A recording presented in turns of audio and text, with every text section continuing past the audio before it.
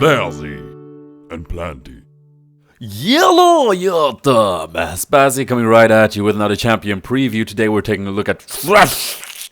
Another name with a lot of in it. I love it. And who wouldn't, right? Am I right?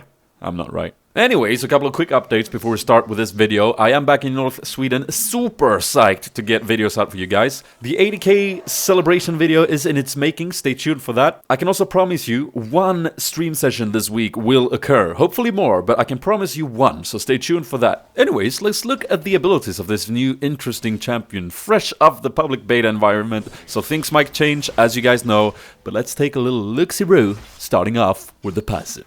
And it's called Keeper of Lost Souls. Thresh collects souls of dead enemies by walking near them. Souls are dropped always from cannon minions and champions. Small minions only sometimes drop a little bit of these green souls. Now if you pick them up, you gain permanent armor and magic resist and ability power. However, the defensive stats are not something that he gets per level like other champions do. Now, bear in mind, it appears that this is something that might change. I've seen a patch where he only gains armor and magic resist is gained per level.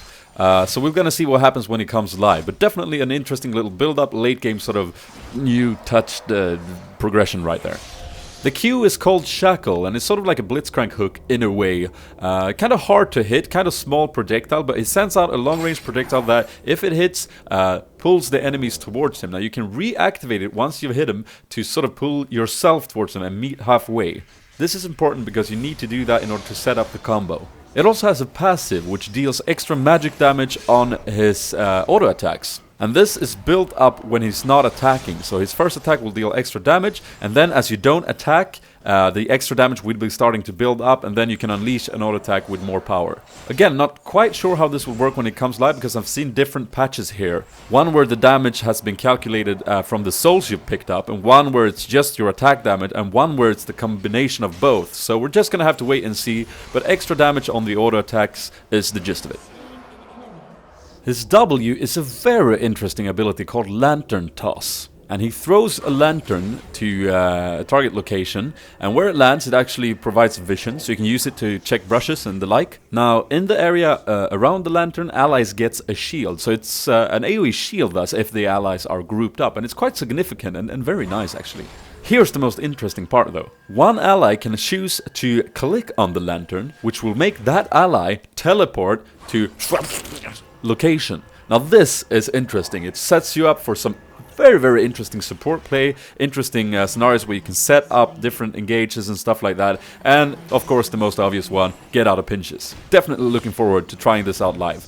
His E is also a little bit intriguing. It's called Spinning Scythe. Now, when you cast this, it starts behind your character and moves all the way past you and a bit in front of you. And depending how you point this, you can choose to pull enemies towards you or push them away from you. So it's very interesting, and it also slows the enemies that are hit by it. So a great supportive ability right there. Sort of a short range on it, but a kind of a wide projectile. So it makes up for it in that sense, I guess. And the ultimate is called The Box. I love that name, man. And it creates a spectral wall around Thresh. And it deals magic damage to enemies that walk through the wall.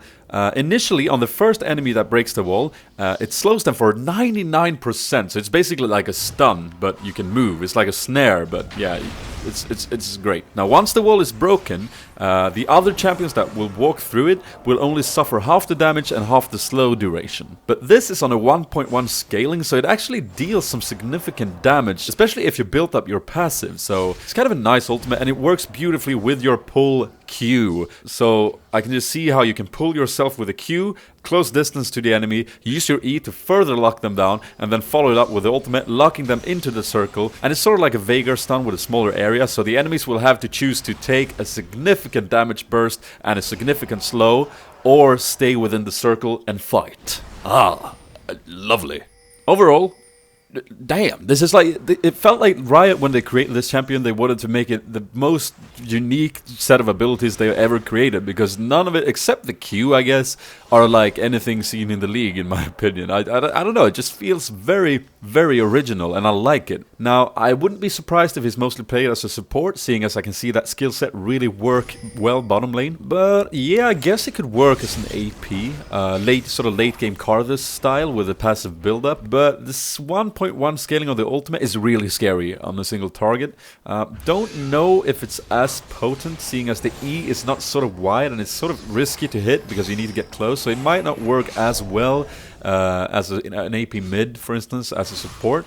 But definitely a support that late game will deal damage regardless due to the passive. So yeah, very, very interesting. I like what they did with this champion, and really looking forward to play him live. And that is gonna be all for this champion preview of...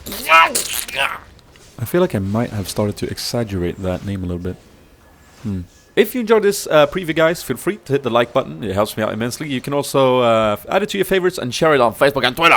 If you're new to my channel, feel free to check it out. There's tons of content on there already. Previews, commentaries, fun moments, and all that kinds of good stuff. Feel very free to subscribe if you don't want to miss any future content from me and Planty. And that's it. This has been Spazzy, and I am out.